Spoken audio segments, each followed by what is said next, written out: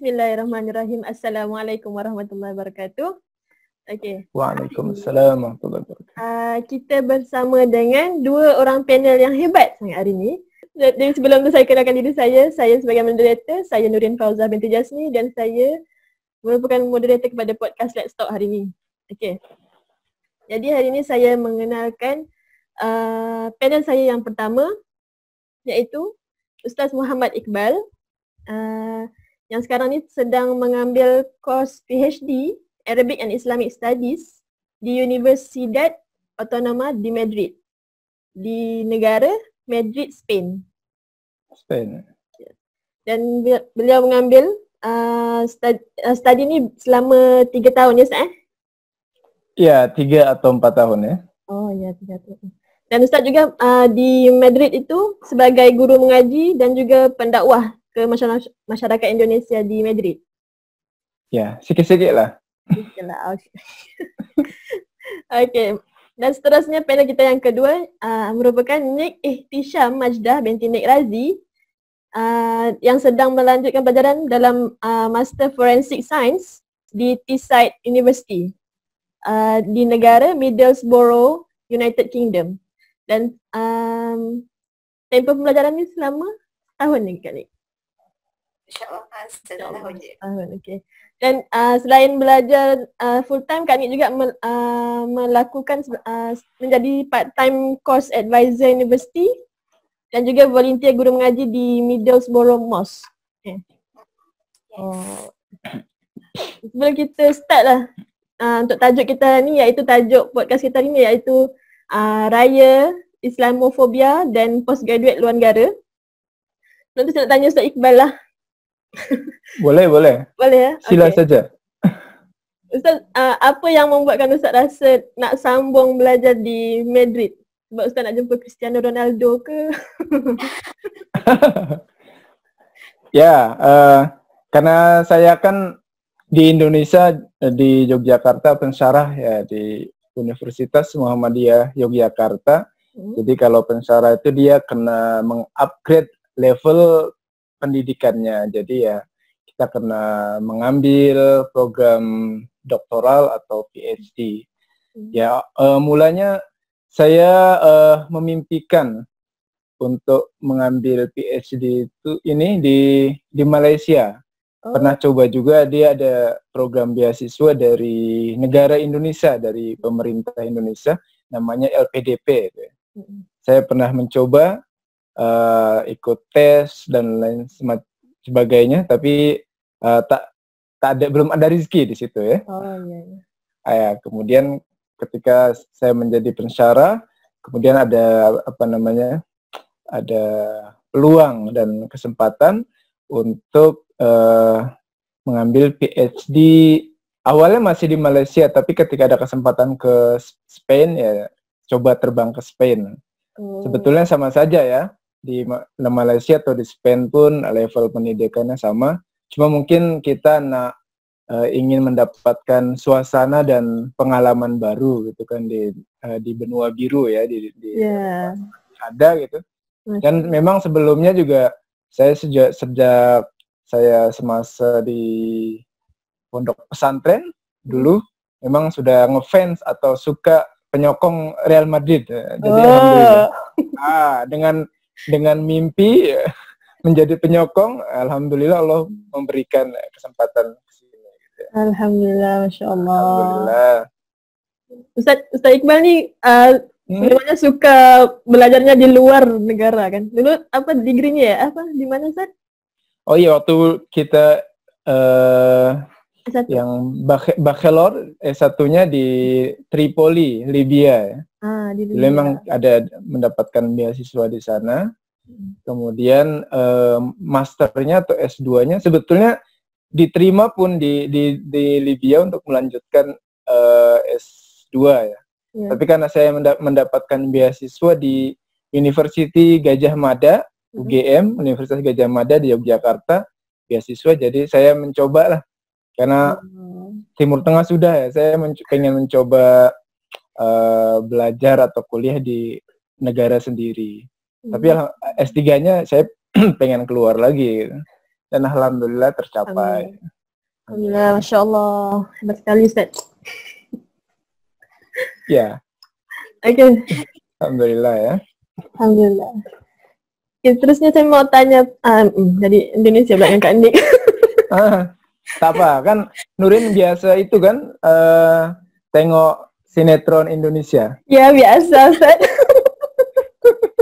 Boleh Ustaz. Okay, Kak Nik nak tanya, yang pasal part-time course advisor mesti tu, macam mana tu Kak? Boleh terangkan sikit tak? Kalau kat dia pula part-time course advisor tu dia macam sebab dia tengok atas level kan. Dia hanya boleh untuk course advisor tu di dekat uni tu dia akan macam budak postgrad antara master dengan PhD. Dia boleh apply lah dan dia ada tapisan jugalah. Dia ada tapisan, dia ada interview, and bila dah lepas tu baru boleh untuk dipilih sebagai panel untuk kita dengar lah orang-orang atas. Kita akan jumpa dengan orang-orang atas, iaitu dengan VC universiti tu sendiri, lepas tu dengan orang-orang atasan. Lepas tu kita boleh tengok sebab kenapa untuk course advisor ni untuk kita nak jumpa untuk discuss. Contohlah kalau bahasa Arab kan, sesuai tak untuk bahasa Arab dekat universiti ni. Contoh kalau diorang buat survey, kalau ramai sangat orang nak course tu lebih daripada yang diorang nak, maksudnya yang minimum yang student akan apply. So bila kalau ramai sangat student nak, barulah diorang akan buka. Tapi tengok atas diorang sendiri, tengok atas lecturer ramai ke tak, tengok atas keadaan suasana tu, adakah dia ada kelas untuk bahasa Arab tu sendiri, macam tu lah. So sesuai tak untuk dekat UK tu sendiri. Macam contoh, kalau kat sendiri, kalau forensik sesuai tak untuk dibuka untuk T-site ni dekat sini? Ada tak untuk lab untuk enhance benda-benda tu, untuk belajar tentang fingerprint, untuk belajar tentang blood, darah tu sendiri, untuk belajar shoesprint. So boleh tak untuk sesuai tak untuk UK ni sendiri dekat course ataupun lebih kecil lah university T-site tu, untuk ada course forensik tu. Bila dah course advisor ni lulus ataupun daripada BC tu semua lulus, barulah boleh dibuka untuk course tu sendiri. So kita orang sebagai panel yang akan meluluskan ataupun tak, macam tu lah. Oh, maksudnya Kak Nik antara orang yang menguruskan pembukaan satu course tu. Yes. Oh, gitu. Jadi untuk kita masuk ke tajuk utama kita hari ni, iaitu Raya Islamofobia Postgraduate dan luar negara. Okay. Jadi first tajuk kita adalah topik kita tentang raya. Lupa nak cakap selamat Hari Raya. Selamat Hari Raya juga. Taqabbalallahu minna wa minkum. Taqabbalallahu minna wa minkum. Doa wa antum bi khair, Ustaz. Amin. Amin. Wa kullu am wa antum tayyibin. Amin, insya-Allah. Jadi, Ustaz, macam mana dengan sambutan raya kat Madrid sendiri, Ustaz? Seronok tak? Ini kan hari raya pertama saya di Spain ya. Di Spain. Kemudian keadaan pun sedang tidak normal karena sedang ada pandemi COVID-19 ini. Jadi memang hari rayanya tak begitu meriah. Tapi saya waktu hari raya kemarin saya dijemput sama salah seorang keluarga dari warga negara Indonesia yang bekerja di Spanyol, di Madrid. Kemudian saya diminta untuk menjadi imam dan khatib salat Aid di rumah beliau. Lepas itu ya kita silaturahim, kemudian kita makan-makan lah. Jadi kita boleh mencicipi atau merasakan masakan Indonesia macam lontong opor ya. Pernah dengar tak? Opor tuh. Lontong opor. Saya sudah lupa, Ustaz. Opor ayam. Opor ayam ya, opor ayam atau ketupat macam itulah. Kemudian kita orang berbual-bual lah sampai petang macam tuh. Kemudian kita foto-foto macam tuh. Kalau dalam kondisi normal sih mereka cakap kita ada sholat Id berjamaah di Kedutaan Besar Republik Indonesia di Madrid biasanya. Dan nanti lepas itu ya ada ramah tamah atau silaturahim dengan seluruh warga negara Indonesia yang ada di Madrid atau di Spanyol. Gitu. Karena ini kita masih di sini masih belum dibolehkan ini. Ke masjid pun masih ditutup masjidnya. Kalau di sini kan memang kena mengikuti peraturan dari negara atau kerajaan. Tak macam di Indonesia. Indonesia ada masjid yang boleh buka, ada yang tak boleh. Betul lah. Sama seperti Malaysia lah, Ustaz. Ya. Malaysia juga masih Tapi, belum.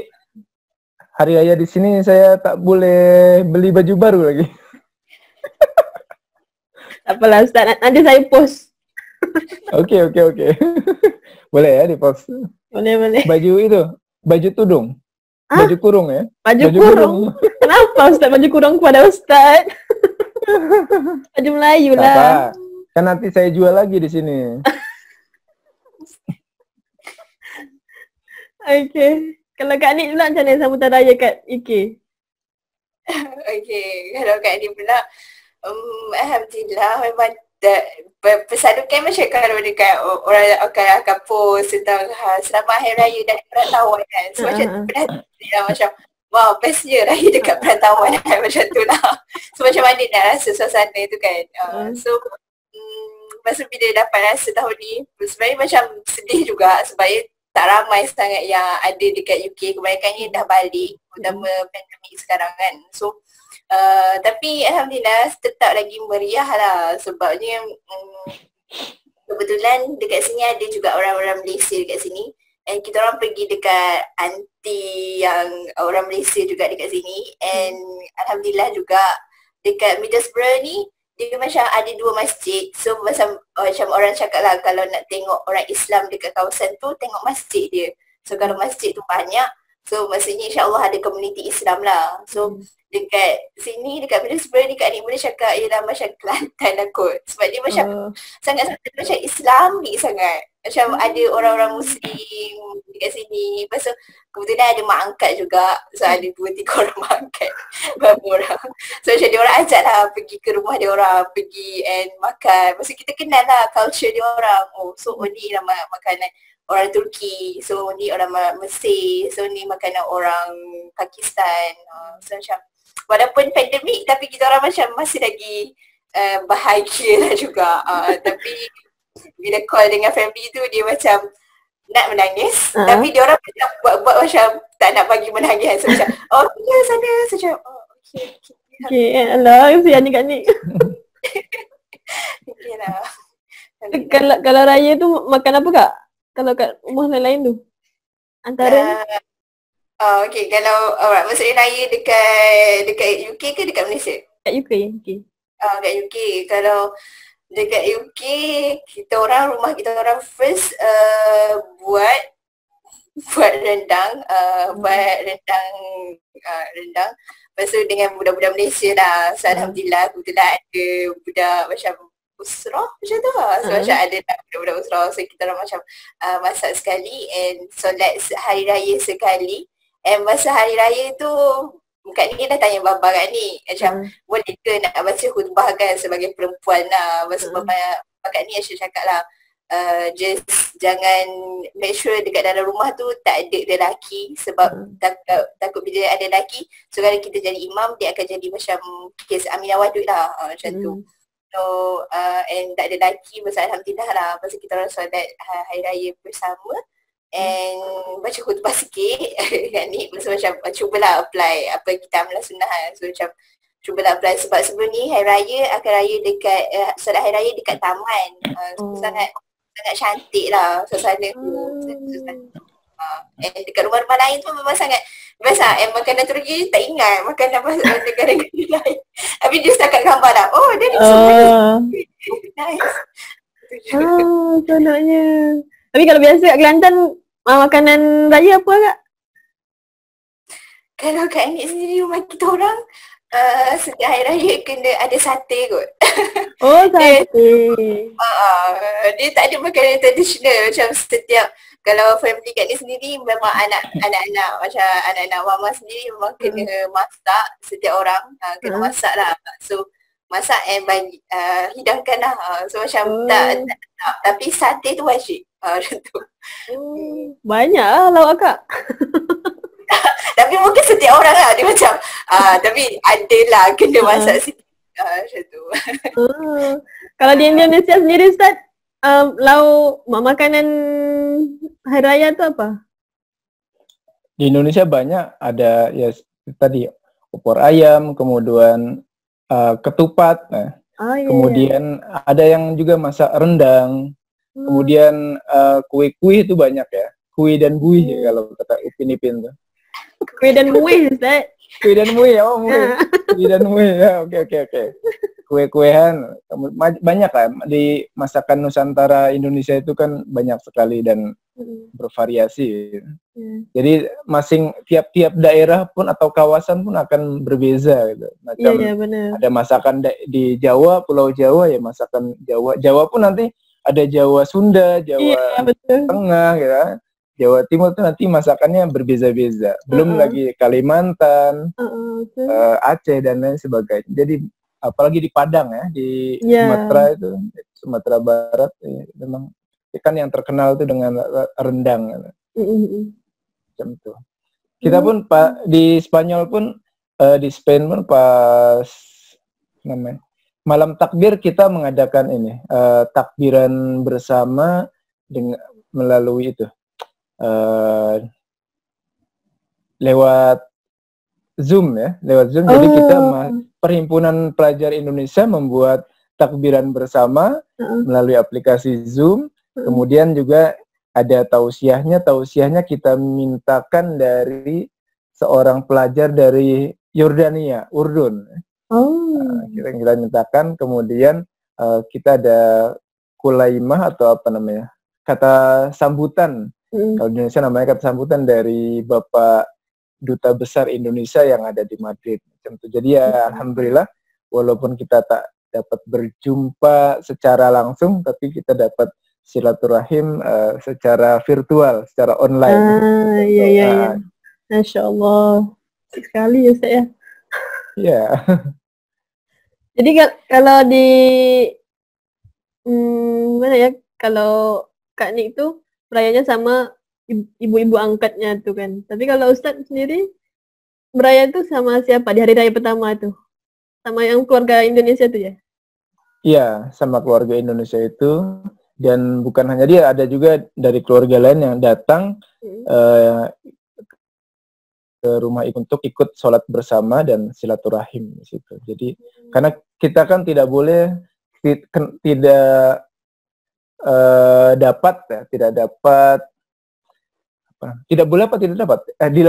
dilarang untuk berkumpul banyak orang. Iya betul. Pada saat masa pandemi. Kalau sekarang sih kondisi Spanyol sudah mulai longgar, jadi karena new case-nya sudah mulai menurun dan sedikit, jadi sudah banyak orang ramai kita jumpai di jalan. Toko-toko kedai-kedai dan rumah makan pun sudah banyak yang buka. Alhamdulillah. Tapi kena pakai masker lah. Iya. Insyaallah. Ya kalau di Madrid itu sudah turun ya Ustaz, new case-nya? Iya, alhamdulillah sudah berkurang, dan ya yang penting kita kalau keluar harus pakai masker. Kalau perempuan mungkin kena pakai maskara juga. Maskara lain Ustaz. Ustaz. Lain Ustaz maskara. Kalau Kak Nik kat UK, UK sudah turun ke? Ke sama juga? Tak, UK biasa macam makin naik lah. Dia macam sebab tak lah, macam sekarang ni dia orang macam dah tak kisah apa semua. And kalau perbezaan antara UK dengan Malaysia tu sendiri, macam kalau UK ada dalam 297 kes, 297,000. kalau dekat Malaysia rasanya macam beribu-ribu je lah. Macam tu. And kalau kes kematian pula dalam 40,000 dekat UK. So macam sangat tinggi dah. Macam tu. So macam kita orang keluar macam Ustaz cakap lah, kena pakai mask. Tapi bukan maskara Ustaz. Saya tak pakai maskara. Gitu. Jadi meriah lah kan, walaupun saya rasa kalau walaupun kalian di perantauan, tapi kami di rumah masing-masing ni pun rasa macam raya di perantauan tu. Betul. Keluar Betul. Orang tak datang. Tapi kan dapat berjumpa dengan keluarga ya. Kalau di rumah. Ya benar. Istimewaannya itulah Ustaz. Dapat bersama-sama keluarga. Iya. Lebih istimewa lagi kalau sudah ada pendamping hidupnya ya. Ustaz. InsyaAllah Ustaz. Segera ya, kita doakan. Amin. Okeylah. Okay. Jadi sebelum lebih-lebih, jadi kita teruskan ke topik kita yang kedua, iaitu topik kita ni mungkin agak berat sikit lah, iaitu Islamofobia. Tapi saya pun nak tanya lebih-lebih sebab topik ni terlalu berat pada saya lah. Jadi saya tanya hanya 2-3 soalan je lah. Macam tu. Jadi untuk saya tanya Ustaz Iqbal dulu lah. Boleh? Jadi saya ada baca dalam portal republica.co.id yang persen muslimin yang berada di Madrid pada Februari 2018 merupakan 17% daripada keseluruhan populasi Muslim populasi manusia di Madrid kan. Jadi disebabkan persen yang minimal, jadi apa wujud kewujudan itu di wujud Islamofobia sendiri di Madrid tu? Ya, kalau saya melihat ini di Spain ini kan banyak orang Muslim yang pendatang dari negara Maghrib atau Maroko. Kemudian juga dari Pakistan atau Bangladesh, juga dari negara-negara macam Malaysia dan Indonesia. Jadi kalau misalnya 17% itu kemungkinan besar itu juga termasuk pendatang gitu ya. Karena kalau orang Spainnya sendiri mungkin tidak begitu banyak. Walaupun memang ada beberapa yang Muslim gitu kan. Bahkan ada yang dia perempuan ini orang Indonesia, kemudian nikah dengan orang laki-laki Spain, dan dia awalnya Nasrani, tapi Kristen. Kemudian laki-lakinya ini mu'alaf masuk Islam gitu kan, dan mau ikut belajar tentang Islam macam itu. Kemudian jadi karena di Spanyol ini kan dulunya banyak bangsa Arab ya, kemudian Islam juga menguasai negeri Andalusia. Jadi kalau saya lihat tak ada kesan Islamofobia di Spanyol ini. Karena memang mungkin mereka pun merasa ya dulunya saya pun nenek moyang saya pun orang-orang Arab, kemudian orang-orang yang Muslim gitu kan. Bahkan ada pernah guru belajar guru kursus bahasa Spain saya, dia cakap nenek moyang saya dulu itu adalah orang Arab gitu. Jadi mereka pun masih tetap mengakui gitu ya. Jadi tidak ada lah. Jadi kalau kita jumpai di jalan banyak orang-orang yang berpakai kerudung atau jilbab itu ya mungkin orang-orang Maroko aja, dan mereka ya aman gitu kan. Dan tidak ada perlakuan discrimination dari masyarakat Spanyol sendiri gitu kan. Ya. Dan masjid pun banyak gitu. Walaupun yang jaraknya mungkin agak berjauhan itu, enggak seperti di negara kita. Bahkan ada masjid-masjid kecil dia yang awalnya itu, yang mulanya dia bukan masjid, tapi hanya sebuah bangunan ruangan besar, kemudian disewakan untuk menjadi masjid. Jadi berarti kan itu di situ diperbolehkan itu ya untuk membuat peribadatan bagi orang Muslim. Tuh, ya kemudian juga ya mereka orang-orang sini pun menghormati gitu kan. Semacam saya tinggal bersama yang apa namanya landlordnya, yang punya rumahnya orang asli Spanyol ya sudah tua. Ya mereka menghormati gitu kan bahwa saya tidak makan babi, kemudian tidak minum minuman keras dan lain-lainnya gitu. Jadi tetap ada toleransi di sini, insya Allah. Landlordnya itu bukan Muslim, Ustaz? Hah? Bukan. Nah, jadi di sini mereka insya Allah akan toleransi kepada agama lain selama mungkin kita beribadahnya nggak mengganggu mereka gitu kan. Kalau kita nggak beribadah atau sholat di ketika mereka sedang ramai orang di jalan atau di ruang publiknya gitu. Jadi kita juga harus melihat-lihat kalau mau sholat. Gitu mungkin ya. Gitu. Ini yang Muslim banyak diberikan kesempatan. Jadi banyak toko-toko daging halal itu kebanyakan dari orang-orang Maroko itu banyak dari kita jumpai. Artinya kan tidak dilarang gitu oleh kerajaan sini. Jadi nggak sulit lah Ustaz mau cari makanan di sana? Insya Allah nggak sulit. Cari yang halal insya Allah banyak. Jadi kalau Kak Nik di United Kingdom sendiri gimana?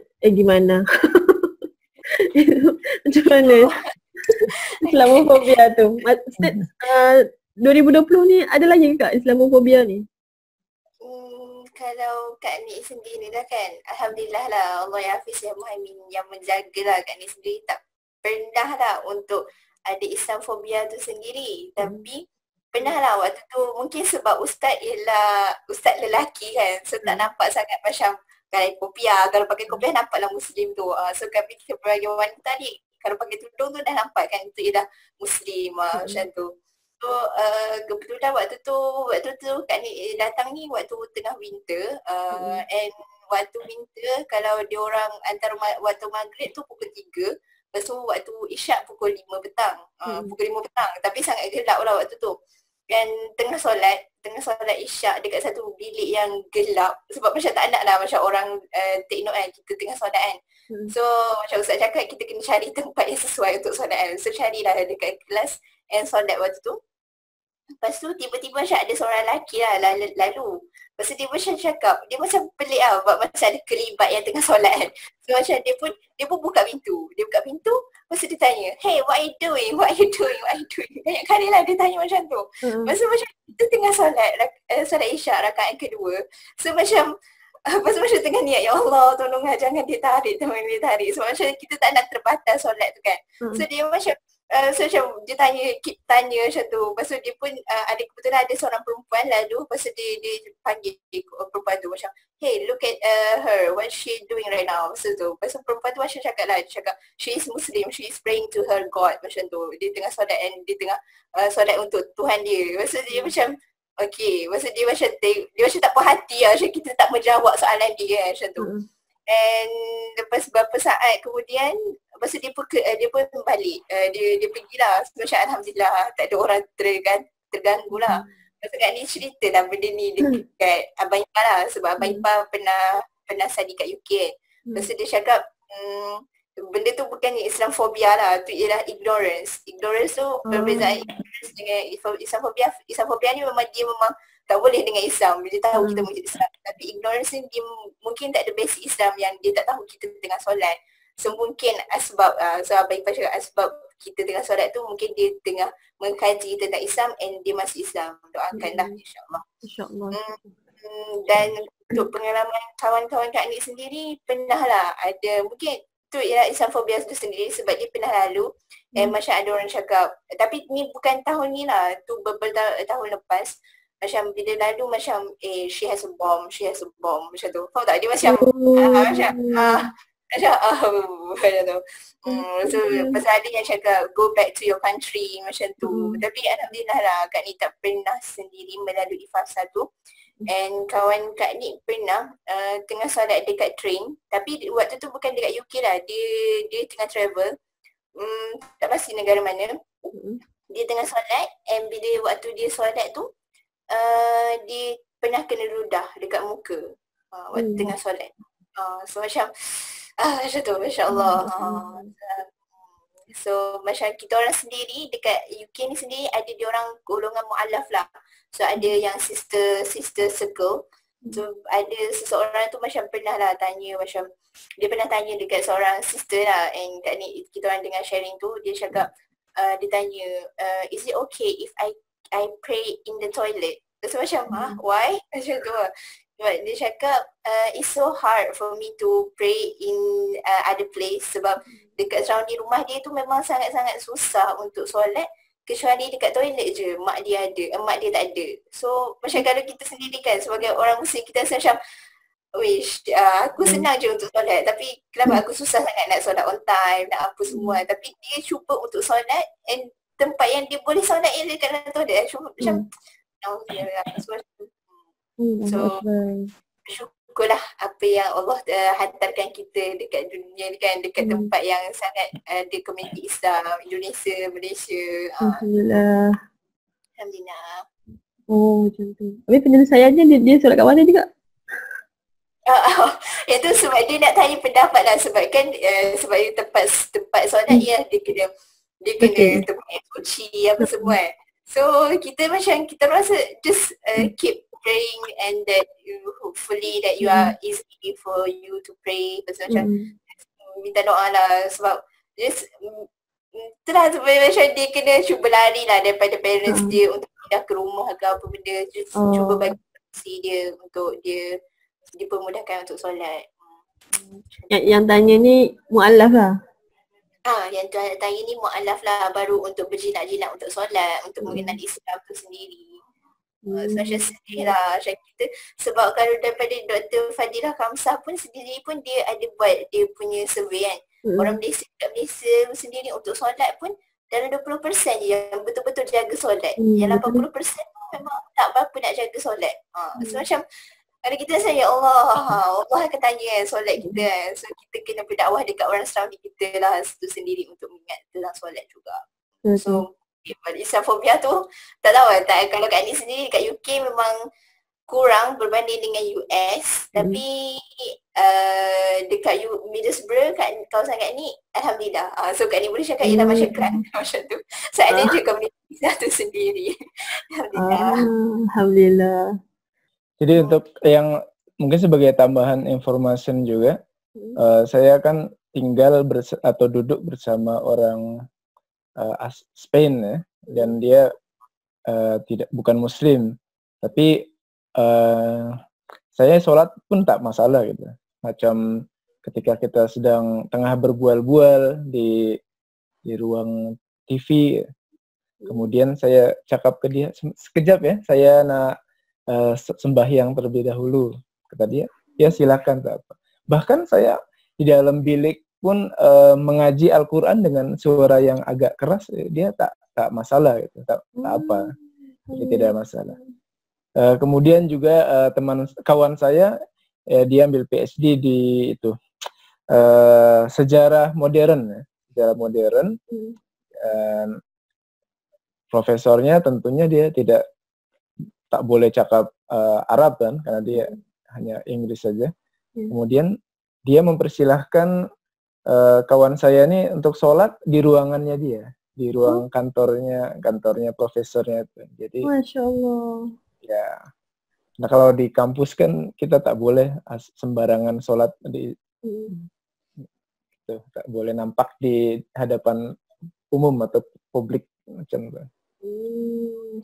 Maksudnya sama ada di kawasan Madrid yang Ustaz ni dan juga kawasan Kak Nik ni semuanya macam alhamdulillah terjaga lah, tak ada berlaku Islamophobia ni.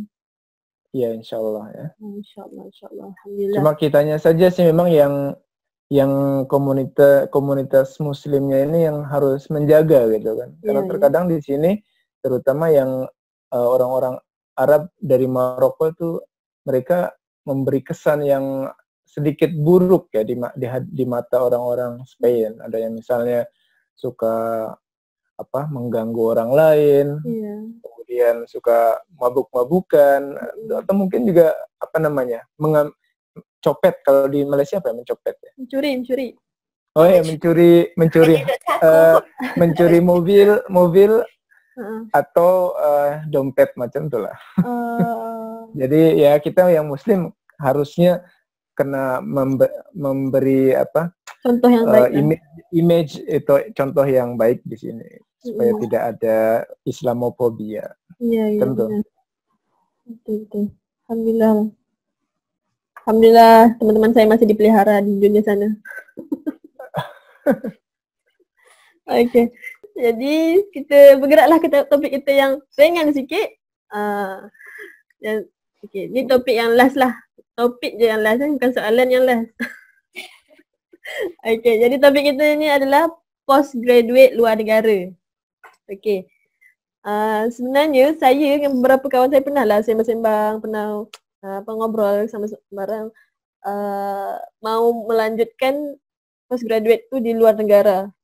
Tapi disebabkan tidak ada pendedahan, tidak ada keterangan yang jelas, jadi kami itu perbualan itu terhenti di situ aja. Jadi mungkin Ustaz bersama Kak Nik boleh share macam mana cara nak dapat info tu sendiri. Macam mana kita nak tahu info untuk kita lanjutkan pelajaran di luar negara tu sendiri. Ya, silakan. Mungkin Nik dulu ya. kan ladies first. Alhamdulillah. Okay. Terima kasih Ustaz. Okay. Kalau Kak Ni sendiri, kalau untuk Kak Ni sambung dekat TISAT ni sebab orang lain pengalaman lain-lain kan. So, Kak Ni sendiri mungkin sebab Alhamdulillah berkat rapat dengan lecturer. So macam tanya lecturer tu sendiri. Lecturer tu Miss Rina, UiTM Shah Alam dulu. And dia yang sebab itulah penting kita jadi lecturer. Ustaz jadi lecturer dia. Penting untuk macam kita bagi pendedahan. Best dekat luar negara. So ada pengalaman dia macam tu. So berbeza dengan orang dekat dalam negara ni. Sebab kita macam bila duduk luar negara kan kita lebih macam independent. Tak boleh nak bergantung dengan orang sekeliling, dengan adik-beradik apa semua kan. So mungkin daripada situ akan lebih matured macam tu. So daripada situ sendiri. And sebab tanya lecturer lah. Masa lecturer cakap awak pergilah sama dekat TISAT, and dia cakap ada agent yang akan bantu awak apa semua. Dan kalau bagi Kak Ni, kalau kita sendiri niat untuk baik, insya-Allah Allah akan permudahkan. So macam kita minta kepada Allah. So tanya lecturer kot, tanya serawatan lecturer, tanya orang yang ada pengalaman, maksudnya senior-senior yang lepas mana. Yang tu. Okay, faham. Kalau macam Ustaz sendiri macam mana? Kalau menurut saya sih kuncinya itu sebetulnya ada di ini. Menjalin komunikasi dan silaturahim dengan orang-orang yang artinya yang memang sudah pernah mendapatkan kesempatan untuk studi di negara luar tuh. Jadi karena kalau itu kan nanti mereka akan memberikan tip-tip juga ya. Jadi tips bagaimana caranya untuk kita boleh ambil studi di negara luar.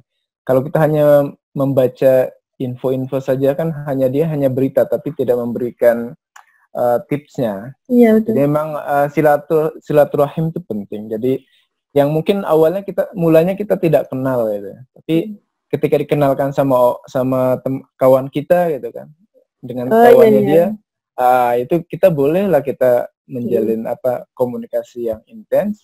Jangan hanya sekedar nanya kabar, baca mana kabar itu kan. Coba ya juga yang pelajar-pelajar yang sedang studi di luar pun dia akan memberikan informasi yang banyak gitu kan.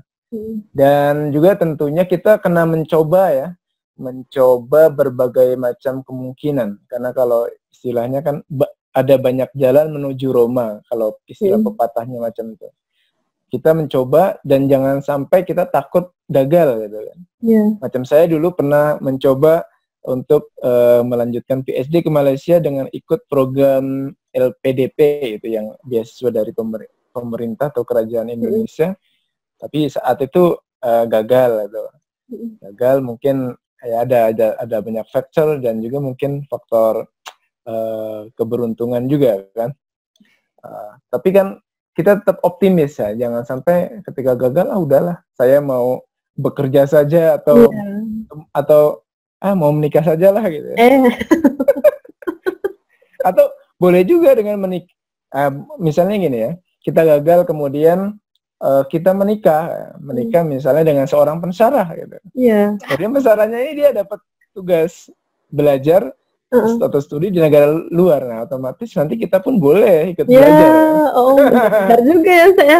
Jadi memang banyak cara ya. Jadi Allah itu memberikan kesempatan kita tak paham, kita tak tahu gitu kan. Dari mana arahnya rezeki itu tak terduga gitu. Saya pun tidak pernah berpikiran atau kepikiran untuk kuliah di sini.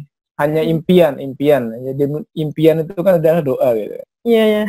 Dan kita memintanya awalnya ke Malaysia, tapi Allah nggak bagi. Bukan berarti Allah nggak beri itu Allah tidak sayang sama kita gitu kan. Artinya Allah menafikan usaha kita gitu kan. Tetapi mungkin Allah menyiapkan tempat lain yang memberi pengalaman yang lebih baik gitu kan. Jadi ya seperti itu. Intinya tetap optimis, kemudian ikhtiar gitu kan, menjalin mencari link atau channel-channel yang kira-kira gitu ya. Samping itu juga kita banyak mencari informasi gitu ya. Sehingga banyak kesempatan atau chance untuk mendapatkan beasiswa tersebut. Bahkan kalau di Spain ini sebetulnya untuk PhD itu termasuk murah ya untuk tuition fee-nya. Karena di sini untuk 1 tahun, tiap tahun itu hanya 390 euro. Kalau di Indonesia berapa? Kan kalau di Indonesia sekira 6 atau 6,5 juta ya, 6.500.000. Itu hanya murah sekali. Sedangkan PhD di Indonesia aja 1 semester 6 bulan itu bisa 10 sampai 15 juta gitu kan. Sama betul. Seperti di Malaysia juga kan. Jadi di sini untuk PhD memang jauh lebih murah dibandingkan S1 dan S2-nya. Cuma ya memang biaya hidupnya, asal sebetulnya biaya hidup itu kalau kita mau berhemat insya Allah cukup gitu kan. Jadi walaupun kita kalau seandainya orang tua kita mampu gitu ya, dengan biaya sendiri pun insya Allah bisa gitu. Insya Allah. Karena hampir di negara PhD di negara-negara Eropa ini hampir semuanya murah gitu. Macam saya dapat cerita dari kawan yang PhD di Jerman, di Jerman pun sama, jadi sekitar 400 euro atau 500 euro untuk 1 tahun. Gitu. Insya Allah mudah. Insya Allah. Nah, kalau saya boleh simpulkan daripada apa yang Kak Nik dengan Ustaz cakap ni, kita boleh cari maklumat tu daripada orang-orang sekeliling kita lah maksudnya. Kita boleh minta maklumat tu. Maksudnya kalau kita dah try tu, kalau boleh kita rasa positif lah kan. Jangan putus asa, cuba lagi. Jangan putus asa, coba lagi. Siapa tahu Allah sedang menyiapkan negara yang bagus, yang tepat, cocok untuk dia. Ya, benar. InsyaAllah. Macam mencari jodoh lah. Ya. Ya kalau jodoh dengan satu orang gagal, jangan bersedih hati, la tahzan. Kemungkinan Allah sedang menyiapkan laki-laki lain yang lebih baik. InsyaAllah. Jadi kalau pakai konsepnya jodoh, langsung paham Ustaz. Langsung paham ya? Biar saya tak ada soalan lain lagi ya? Yes. Okay. Jadi soalan seterusnya, kalau kita dah dapat info semua tu kan, mestilah kita akan tanya kawan-kawan kita tu macam mana cara kita nak apply postgraduate ni kan. Macam mana Kak Nik sendiri, macam mana cara Kak Nik apply untuk ke TISAT ni? ada melalui portal ke apa ke?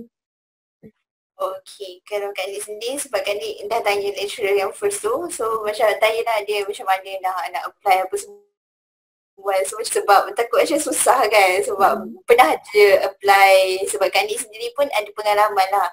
Untuk sebelum lepas matrik tu pernah apply untuk pergi ke Mesir untuk sambung medik, tapi tak boleh.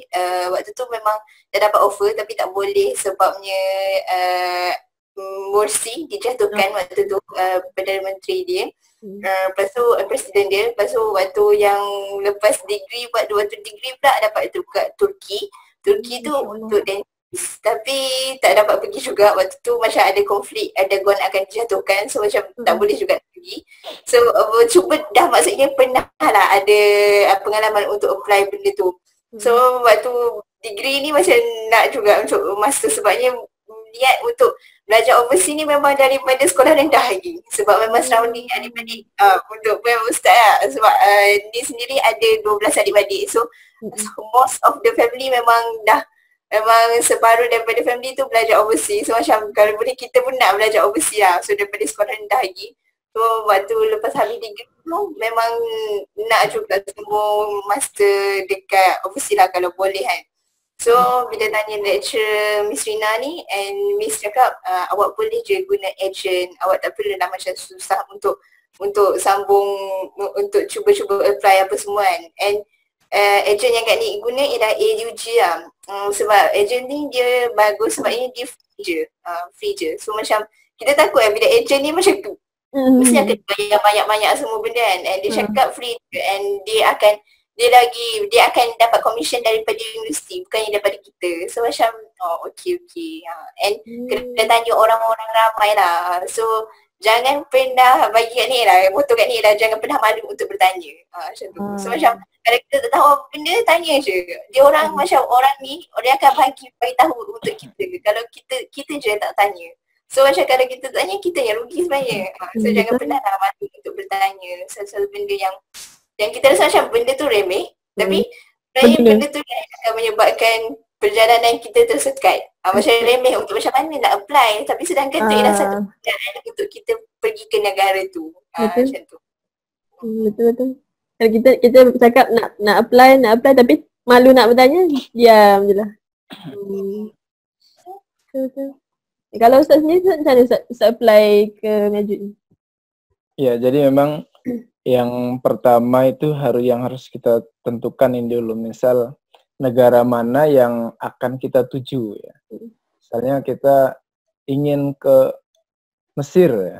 Kita ingin ke Mesir, maka kita harus mencari kenalan atau kawan yang sedang studi di sana. Nanti dia akan memberikan banyak informasi ke kita. Atau misalnya ke UK gitu kan. Misalnya di situ ada Nick gitu kan. Atau kita cari lagi kawan yang lainnya untuk semakin memperbanyak lagi informasi. Kita tanya gitu. Bagaimana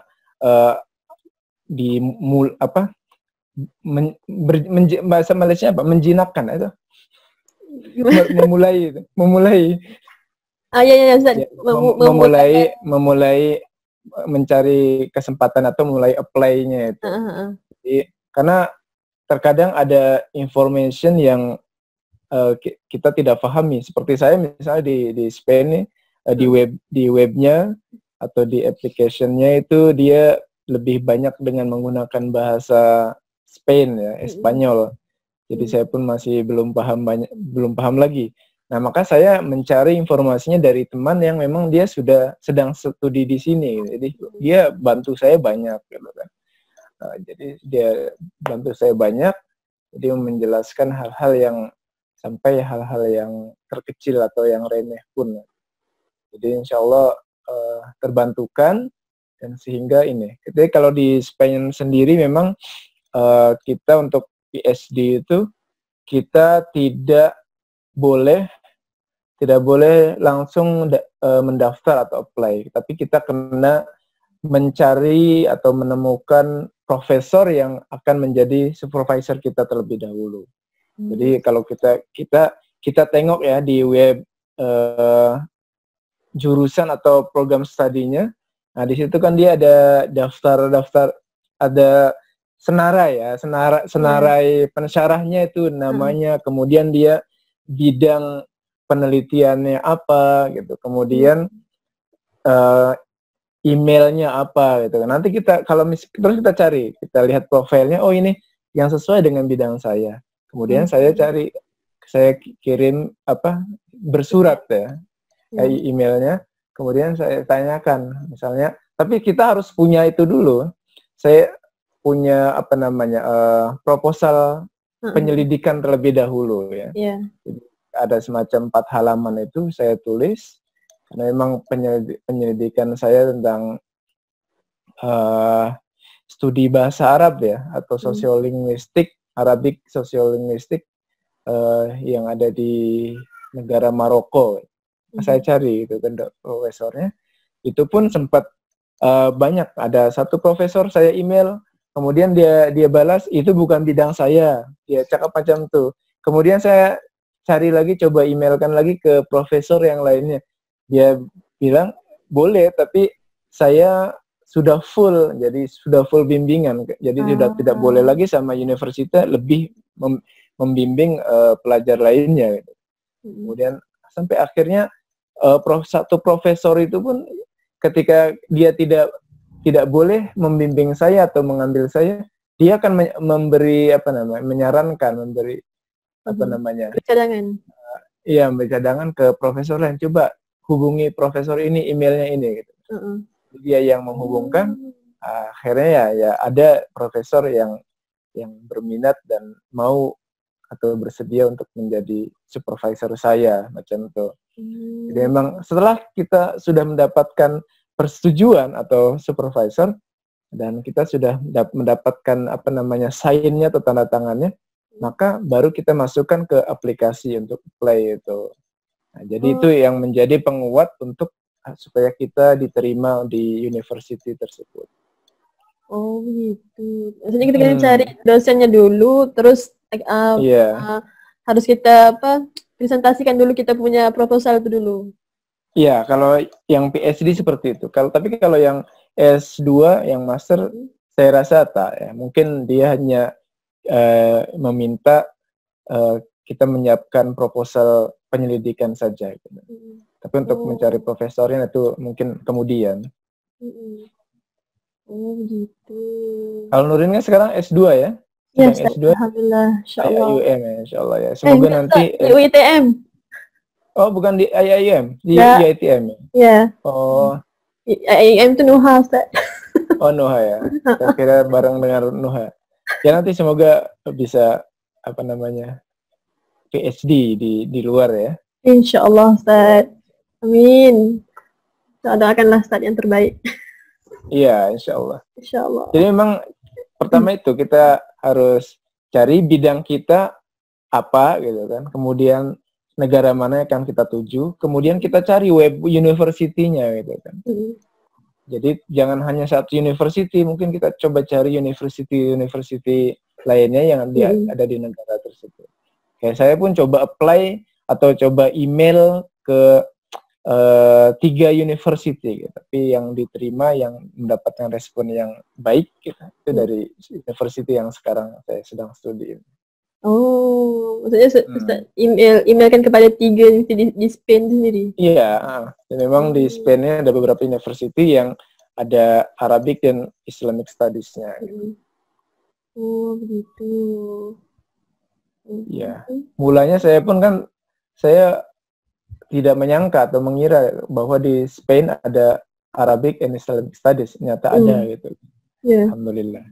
Tapi penyelidikan saya insya Allah di tahun hadapan di Maroko. Mungkin saya akan duduk di sana sekira 1 tahun. Maka sebelum saya ke Maroko pun saya mencari tahu atau mencari kawan yang tinggal di sana. Saya sebelumnya belum ada kawan, tapi saya mencari tahu dengan ke kawan-kawan saya, punya kawankah yang sedang kuliah di Maroko? Ada. Akhirnya saya coba mencari tahu. Jadi kemungkinan tinggal di sana macam mana gitu kan, kosnya macam mana, keadaan aman atau tidak. Jadi ya insya Allah ya mereka yang akan membantu gitu. Intinya itu, banyak tanya dan banyak kenalan. Ya. Maksudnya jangan kita malu untuk mulakan silaturahmi yang baru lah kan. Iya. Kata Nek tadi, jangan banyak tanya. Malu bertanya, sesat di jalan. Ya, betul. Jadi kalau ini soalan terakhir lah kan. Kalau mau keluar negara tuh biasanya preparation itu apa yang harus disiapkan? Maksudnya mungkin mentalnya ke, dari segi mental, fizikal itu sendiri, dari segi rohaninya ke, kita kena kuatkan iman ke, macam mana tu? Kak Nik. Siapa dulu nih? Nik dulu ya. Ya. InsyaAllah. Okey, Alhamdulillah. Okey, sebelum jawab tu, Ustaz doakan lah sebab ni pun sendiri nak sambung PhD. So, selepas master ni insyaAllah. Amin, insyaAllah. InsyaAllah. Okay, semoga dipermudah jalannya ya. Amin. InsyaAllah. Okay.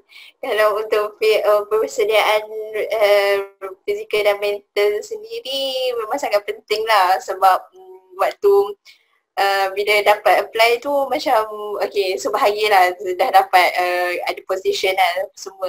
Tapi first thing first memang kena tetapkan niat tu lah. Niat tu pergi tu bukan hanya untuk bercuti sahaja, bukan untuk sebab kan bila orang pergi ke luar negara macam oh bolehlah tangkap gambar. So macam sebab tu ialah macam one side lah macam tu. Tapi kita niat tu kerana kita nak dapat ilmu tu sendiri. So maksudnya aku ni sebagai hamba dan khalifah yang Allah hantarkan untuk pergi ke negara dia untuk melihat penciptaan dia dan untuk belajar ilmu dia macam tu. So betulkan niat untuk kerana Allah untuk belajar tu sendiri. So yang kedua tu sendiri kalau segi fizikal tu emosi lah, emosi tu penting dulu sebab bila kita jauh dengan family tu sebabnya bila masa macam contoh ialah PhD kan, so macam bila orang cakap so awak pergi tu tanya-tanya kakak-kakak, abang-abang yang dah pernah PhD kan, so kita memang kena betulkan emosi tu sendiri, mental tu sendiri sebab kita tahu bila duduk dekat sana ada mungkin kita ada kehilangan orang yang tersayang ataupun akan ada kesusahan yang kita hadapi apa semua sebab banyaklah cerita-cerita orang yang PhD tu sendiri kan. So emosi penting untuk kita jaga dan orang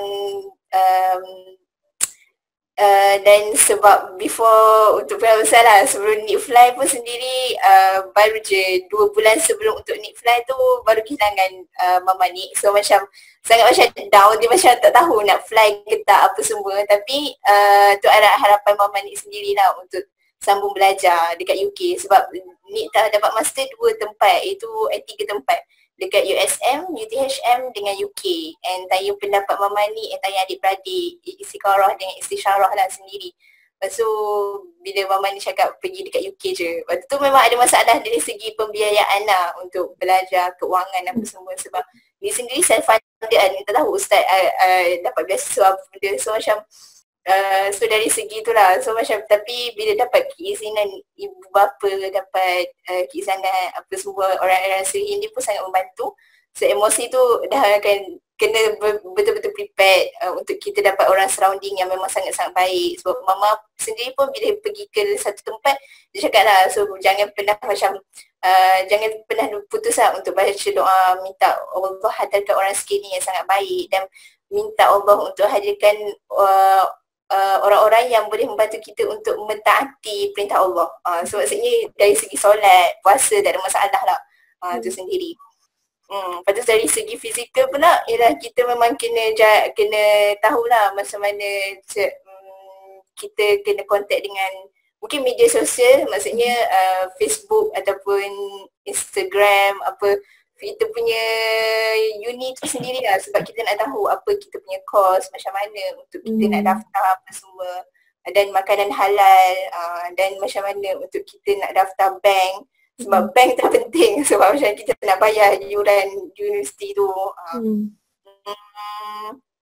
dan orang-orang sekeliling sangat membantu lah. So macam kalau orang sekeliling tu sangat tak membantu kita, macam kita punya housemate apa semua ataupun orang jiran kita, so ada efek untuk emosi kita juga sendiri. Ya, betul. Dan tu macam kita, yang keempat mungkin fit travel kot, fit travel. Sebabnya kita kena belajar untuk macam mana untuk travel ke negara, sebab Malaysia tak ada 4 musim tau. So macam dekat UK ni dia ada 4 musim. So macam bila belajar fit travel daripada ada, alhamdulillah ada kelab Islam ada dekat sini, dekat kelab Islam dia nama Prism. So pergilah fit travel tu, baru tahu yang bahawa kita sebagai orang Muslim kita boleh lah untuk walaupun bukan musafir, dekat dalam kelas pun boleh macam kita boleh untuk jamak solat Zuhur dengan Asar waktu tu. Sebab macam baru tahu sebab belajar daripada fit travel tu lah. Sebab dia cakap sebab solat, tapi kita kena tengok situasi juga sebab tu musim winter, sebab musim winter and waktu solat Zuhur ialah pukul 12.30 and Asar ialah pukul 1.30.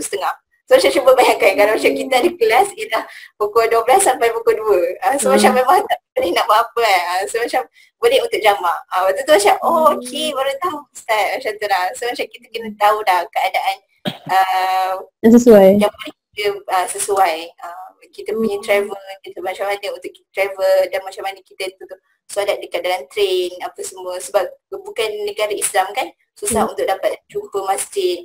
So macam mana untuk kita solat tu sendiri. So macam bila waktu tu, bila dekat sini kita so macam ya Allah indahnya Islam macam tu, betapa mudahnya Islam untuk kita apply. Dulu kita macam kena solat dekat, kena pakai telekong je ataupun kena solat dekat masjid je, tapi dekat sini banyak je kemudahan Allah hadirkan macam tu. Okay, at the end of the preparation untuk balik lah kot. At the end tu mungkin preparation untuk balik, poin yang last ialah maksudnya bila kita dapat ke negara ni, kita kena aim ialah kita nak dapat ilmu yang baik, banyak apa semua dan kita dapat berbakti ke negara kita sendiri. Macam tu nanti. Sebab kalau bapa Kak Ni sendirilah, ayah Kak Ni sendiri dia macam selalu pesan lah, sebab kalau kita duduk kat dunia ni bukannya kita nak duduk semata-mata duduk dekat, sebab bapa Kak Ni sendiri pun duduk banyak ke negara, dia pergi Pakistan apa semua. Tapi kena ingatlah moto, sebab dia selalu pesan dekat dalam usrah, dia cakap dunia ni ialah tempat kita nak lalu je, dan akhirat ialah tempat kita nak tuju. So maksudnya kita ni duduk dunia ni sekejap je. So kita kena buat apa semua benda biar kita dapat keridaan Allah. Maksudnya walaupun kita duduk kat negara orang kafir ke orang Islam ke semua, tapi kita buat contoh, buat yang akhlak yang terbaik untuk kita juga cakap Islam tu. Mungkin daripada kerana akhlak kita orang masuk Islam. Sebab tu lah kita ialah agent, dia pendakwah yang berdakwah kepada orang sekeliling. InsyaAllah.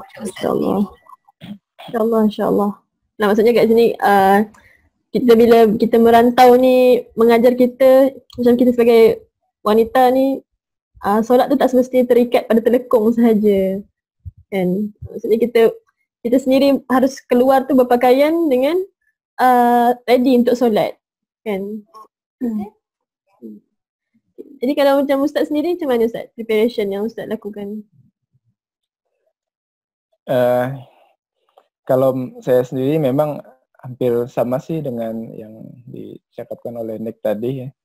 Jadi memang perlu ada persiapan mental dan juga fisikal atau fisik. Dan untuk mendapatkan kesiapan fisikal tentunya tergantung dari mental kita, kondisi mental kita. Semacam ini.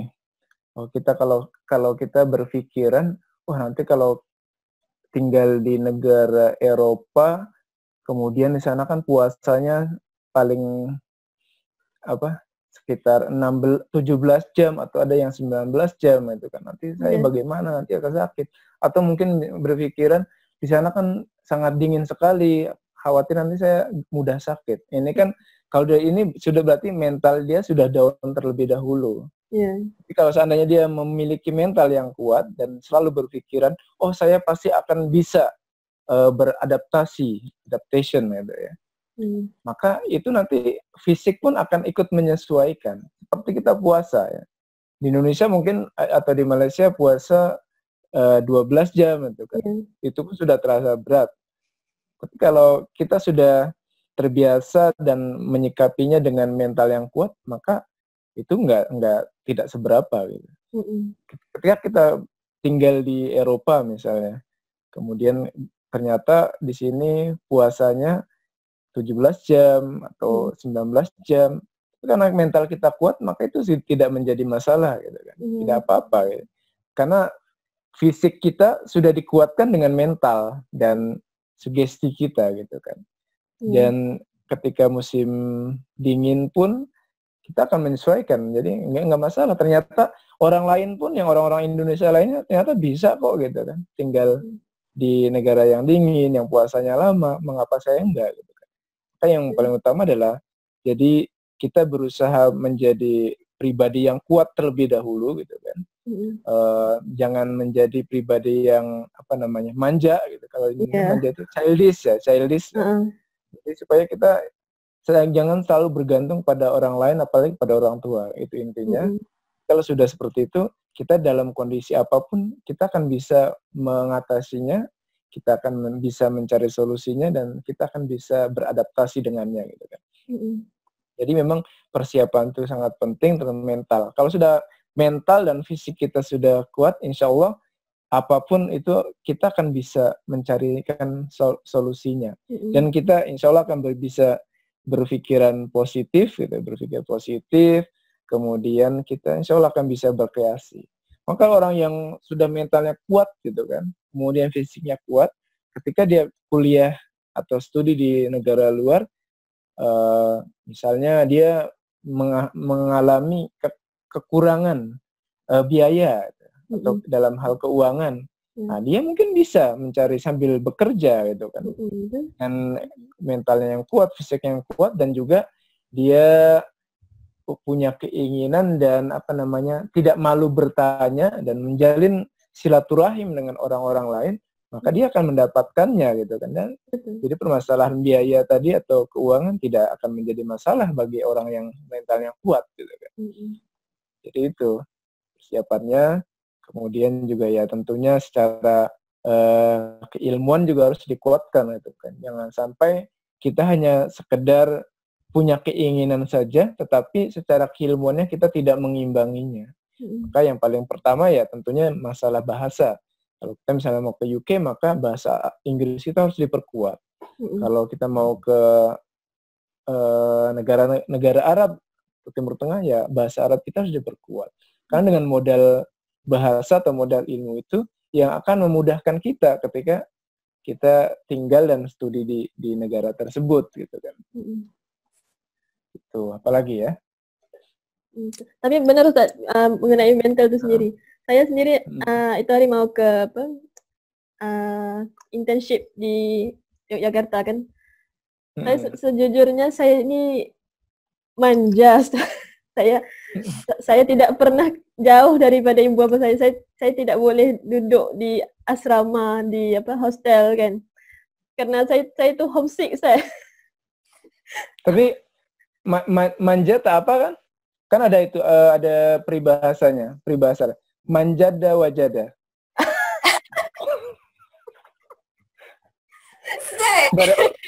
Barang siapa yang manja, maka dia akan mendapatkannya. Ustaz, jangan mengubah maksudnya Ustaz. Tapi Ustaz, saya tuh sejujurnya takut sekali mau ke Indonesia, tetapi disebabkan ibu bapa saya semuanya mengizinkan saya, merelakan saya untuk pergi, jadi saya kuatkan juga, dan sama-sama teman-teman saya juga, mereka juga yang menjadi penguat saya untuk ke sana. Terus bila sampai ke Yogyakarta itu sendiri, sampai di UMY, teman-teman di sekeliling itu sendiri yang membantu saya untuk kuat di situ. Soalnya ukhuwah di situ sangat membuatkan saya seronok berada di UMY itu sendiri. Jadi saya rasa benda-benda itu faktor-faktor sekeliling membantu untuk mental kita jadi kuat juga. Iya, kalau kita sering bercakap itu kan kita keraguan dan ketakutan kita itu semakin hilang gitu. Ya, betul. Karena misalnya kita takut atau ragu, saya seperti ini. Tapi ketika ada orang lain berbicara gitu kan, menjelaskan ternyata tidak demikian, maka ketakutan kita kan akan hilang. Iya, betul. Maka intinya ya komunikasi tadi, banyak cakap, banyak tanya dengan orang yang sudah tinggal di situ. Gitu kan. Betul. Just kalau daripada mental tu sendiri sebabnya bila kita duduk komuniti Islam, kita orang Muslim kan, so memang kena prepare lah. Sebab kalau Kak Nik sendiri pun dekat dalam kelas seorang je Muslim, so memang semua random Muslim, so memang kita macam kena compete dari segi knowledge, dari segi kita nak beribadat. So macam Kak Nik sendiri pun pernah ada pengalaman sebab forensik kan, kita orang terpegang waktu tu macam kena identify bone, tulang. So waktu tu macam and kita orang macam pernah cari dekat buku kan, apa tulang ni kan, tulang apa ni, tulang mungkin kambing ke ayam ke apa semua.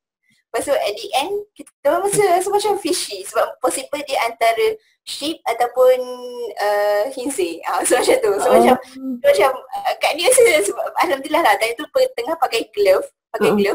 So waktu bila tanya lecturer and diorang macam nak confirmation. Miss, is it doctor? Doctor, this is the bone? This is pig bone? Macam tu tanya dia. Saya cakap, yes, definitely. Macam, oh, you are clever. Oh, okay. Baru pegang. Macam tu macam, oh my god. Mungkin dia orang macam excited lah sebabnya macam dia orang dapat sentuh. Dia orang macam tak ada feeling lah. Kalau kita Muslim kita macam, alamak, dah sentuh kan. Adakah kena sama apa semua kan. Sebab tu kan macam kita kena ada knowledge lah tentang Islam tu sendiri. Adakah kena sama apa semua. So kalau sebelum ni memang selalu akan rujuk Mama Kak Nik. Sebab Mama Kak Nik lah dia memang sangat dalam syariah. Memang dia doktor lah, PhD dalam syariah lah, bidang syariah. So bila tak ada semacam rujuk lah Baba Kak Nik and para ustaz yang memang akan tahu. And alhamdulillah lah. So waktu tu macam baru cakap tak perlu sama sebab pakai glove and dia bukannya basah atau dia kering, tulang tu dah lama, dah fosil. So macam okay. So macam dia macam satu yang mencabar tapi best lah macam tu. Okay, tu pengalaman lah. Okay. And kalau sebab ada seorang kakak ni dia macam dia bagi share lah, dia cakap kalau sebab Kak Nik tak tahu kan untuk sama PhD kat mana. So dia cakap lah cuba baca zikir. So macam nak share lah. So zikir Yabarik, mesti bahasa Arab lagi famous lah, lagi fasih kan. So Yabarik itu yang mengaturkan kan. So banyak lah Kak Nik cuba, dia cakap lah cuba untuk zikir 40 kali. Dan Ustaz Fatimah Syarah, Ustaz Harun cakap juga, so cuba untuk zikir Yabarik setiap pagi kan, dia cuba untuk apply lah setiap subuh 40 kali. InsyaAllah bermanfaat lah ilmu tu. InsyaAllah. Ustaz ada yang bermanfaat untuk Ustaz, so kita orang boleh apply InsyaAllah. Ada tak Ustaz tips-tips mental dan fizikal rohani? Ya kalau secara rohani ini apa namanya, kita harus menguatkan dari sisi apa namanya keimanan dan ketakwaan juga. Jadi mungkin dengan misalnya kita dengan banyak bersedekah maka rezeki kita akan diperluas. Karena rezeki itu kan tidak mesti berupa uang atau harta, tapi bisa juga berupa kemudahan, peluang-peluang, kesempatan, kemudian kesehatan itu kan. Jadi kalau kita banyak bersedekah, insya Allah Allah akan selalu memberi kemudahan dimanapun kita berada. Gitu. Kemudian juga mungkin dengan kita memperbanyak atau rutin sholat duha, maka itu juga akan melapangkan rezeki kita. Iya, benar. Semuanya. Mungkin yang awalnya kita susah gitu ya untuk mendapatkan peluang atau kesempatan untuk studi di luar, tapi dengan kita sering bersedekah, kemudian kita sholat duha dan sholat tahajudnya rajin, mungkin akan dibukakan oleh Allah gitu kan jalannya. Gitu. Iya benar. Yang penting kita tetap ini aja, jangan sampai kita sudah gagal kemudian kita menjauh dari Allah gitu kan. Tetap aja, maka dimanapun ya, karena kan kita tidak tahu pintu rezeki yang Allah berikan tuh di mana datangnya, kan tak terduga gitu kan. Betul. Itu ya. Tuh. Ketika sudah di negara luar pun kita tinggal, kalau kita rutin sholat duha, kemudian bersedekah, insya Allah itu akan diberikan kemudahan-kemudahan dan kita dijauhkan dari kesulitan-kesulitan ya. Semoga seperti itu. Insya Allah. Maksudnya jadi walau di mana aja kita berada, kita tetap harus meneruskan rutin kita tuh. Ittaqillaha haitsu ma kunta gitu kan. Walaupun mungkin di negara Eropa misalnya laki-laki gitu kan, di sini pemandangannya yang tidak Islami gitu kan, ya kita harus menjaga diri, menjaga pandangan, menjaga keimanan, jangan sampai kita tergoda, atau mungkin secara pemikiran kita menjadi terkotori atau mengikuti pemikiran mereka. Banyak kan pelajar-pelajar atau budak-budak Indonesia atau Malaysia yang ketika dia kuliah, dia mulanya dia orang yang lurus gitu ya. Tapi ketika kuliah atau studi di Eropa atau di Amerika, pemikiran dia menjadi liberal dan lain sebagainya. Itu karena dia tidak membentengin dirinya gitu kan. Dia adaptasinya terlalu berlebihan, adaptasi yang salah gitu kan. Adaptasi tapi menerima gitu kan. Kan banyak kan orang-orang di Eropa kan yang dia itu walaupun dia beragama tapi dia tidak menjalankan agamanya. Kalau di Spanyol namanya agnostik. Jadi dia itu agamanya, dia agamanya Kristen, tapi dia seperti ateis gitu kan. Ya, tidak pergi ke gereja, tidak menjalankan agamanya gitu kan. Malah hanya merayakan Natal saja di rumah gitu. Ya banyak seperti itu. Ya jangan sampai kita terpengaruh dengan pemikiran mereka. Kita mempelajari mereka nggak apa-apa, tapi kan jangan sampai menelan mentah-mentah gitu ya istilahnya. Dan memang kita harus bisa beradaptasi dalam arti menyesuaikan dengan dengan kebudayaan dan juga kebiasaan atau adat yang ada di itu. Jadi kalau kita menyesuaikan, insya Allah kita aman. Gitu. Kalau kita memaksakan dengan kebiasaan dan adat dari negara kita di negara lain, itu nanti akan malah berbahaya gitu. Iya betul. Jadi harus menyesuaikan. Maksudnya kita itu harus pandai-pandai itu. Pandai bawa diri. Iya, bawa diri. Maksudnya kita ini harus mempelajari budaya mereka itu sendiri, tapi ambilnya yang baik-baik aja. Yang baik. Betul. Macam ini kan misalnya di masjid ada ustadz yang khutbah, ambillah yang baik-baik. Kemudian ada jamaah yang dia pulang, ketika dia berangkat dia bawa kasutnya yang jelek, tapi pas pulang dia bawa kasut yang bagus. Kan kata ustadz ambil yang bagus.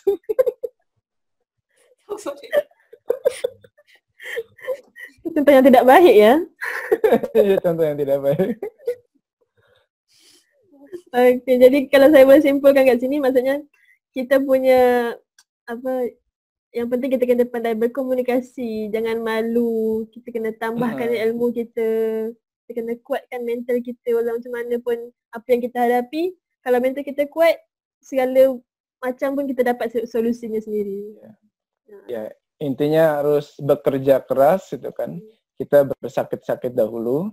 Kalau ada pepatah mengatakan berakit-rakit ke hulu, berenang-renang ke tepian. Mantan pacarmu sudah berkawin dahulu, kamu masih sendirian.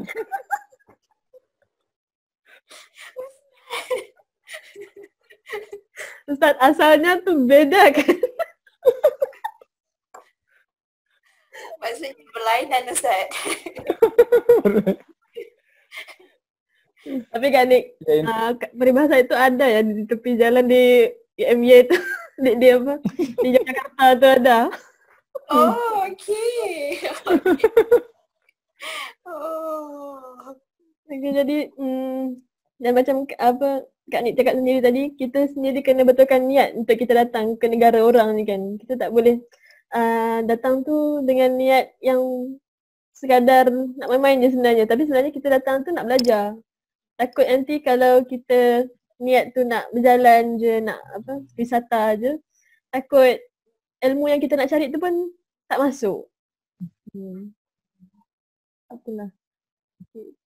Terus apa yang saya boleh simpulkan tadi daripada apa yang dikasih tahu sama panel kita, cara untuk kita nak tahu pasal postgraduate ni, kita kena banyak bertanya pada orang. Lepas tu kita kena cari juga negara apa yang kita nak tu sendiri kan.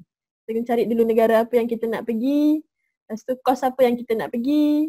Kita nak ambil tu kos apa. Lepas tu kita kena juga pastikan kita juga tahu bahasa tu kita boleh adapt ke tak. Ustaz, kalau Ustaz sendiri, Ustaz macam mana Ustaz berkomunikasi dengan landlord tu sendirilah kalau boleh. Ya, kalau dengan landlord ya dengan bahasa Spain ya. Tapi kita memang banyak yang belum paham, tapi sedikit-sedikit kan kita sambil mempelajarinya gitu. Jadi kita mengambil manfaat. Jadi ada baiknya juga, landlordnya tidak bisa bahasa Inggris, jadi saya boleh belajar bahasa Spain. Betul.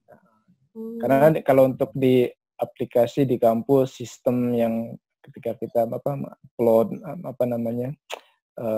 seminar, sertifikat dan lain sebagainya itu dia menggunakan bahasa Spain, tidak berbahasa Inggris. Ya untungnya profesor saya boleh cakap berbahasa Arab, jadi saya tidak kena lancar berbahasa Spain gitu ya. Tapi memang kita kena belajar bahasa di setempat gitu ya. Jangan sampai kita hanya terpaku belajar atau cakapnya bahasa Inggris saja. Harus mengambil istifadah, mengambil manfaat. Mumpung saya tinggal di sini, maka saya belajar bahasa Spain. Ya, betul. Dan mempermudah juga kan. Betul. Ya, bila kita belajar itu dapat memudahkan urusan kita seharian juga kan. Iya. Terlebih lagi hampir semua orang Spain ini kan tidak bisa berbahasa Inggris. Mereka fanatik dengan bahasa Spainnya. Jadi bahasa itu juga penting lah untuk kita bawa ke luar negara itu sendiri kan. Betul. Okey, jadi saya rasa kesimpulan untuk keseluruhan daripada topik kita ni untuk raya, untuk kita punya Islamofobia, untuk kita punya postgraduate luar negara ni sendiri, saya rasa kesimpulan yang paling utama adalah kita kena bijak untuk bersilaturahmi dengan orang. Kita kena pandai untuk raya kita boleh dengan silaturahim tu kita boleh raya sama-sama kan. Kita boleh tambah lagi silaturahim dengan orang lain, jumpa dengan orang lain yang sebelum ni kita tak pernah jumpa pun. Tapi sebabkan raya ni sendiri kita dapat bertemu dengan orang-orang yang kita tak pernah jumpa. Jadi kalau untuk Islamofobia pula sendiri, kita boleh silaturahim dengan orang-orang yang berlainan agama, tapi sebabkan kita tunjukkan contoh yang baik, orang pun hormat pada kita. Dan untuk postgraduate ni sendiri, dan saya rasa sangat penting lah komunikasi dan juga silaturahim ni sendiri. Macam Ustaz cakap tadi, kita boleh cari sahabat baru, silaturahim yang baru untuk kita dapatkan maklumat tentang postgraduate ni sendiri. Jadi saya rasa sangat banyak ilmu yang kita dapat untuk podcast kita hari ni. Alhamdulillah. Terima kasih Tok Kak Nik dan Ustaz Iqbal sanggup sama-sama menjadi saya punya panel hari ni. Alhamdulillah. Terima kasih banyak-banyak. Terima kasih untuk Nurin untuk berlama Kak Nik untuk buat podcast ni. Alhamdulillah. Terima kasih Kak Nik. Alhamdulillah. Terima kasih juga pada Ustaz Iqbal. Sebagai penutup lah untuk kita punya podcast hari ni, saya nak ucapkan terima kasih kepada kedua-dua panel kita. InsyaAllah anda ada masa terluang lagi, anda ada tajuk yang sesuai lagi, jadi kita akan jemput lagi panel kita dua orang ni insyaAllah. Jadi saya rasa tu je lah podcast saya untuk kita hari ni, podcast Let's Talk kita hari ni. Terima kasih banyak-banyak dan saya harap dengan perkongsian yang kita buat hari ni di podcast Let's Talk ni dapat memberi manfaat pada semua orang yang mendengar kita punya podcast ni. Amin, insyaAllah. Jadi itu saja untuk podcast kali ni. Jangan lupa like, share and subscribe. Okay, jadi itu saja. Assalamualaikum warahmatullahi wabarakatuh. Waalaikumsalam.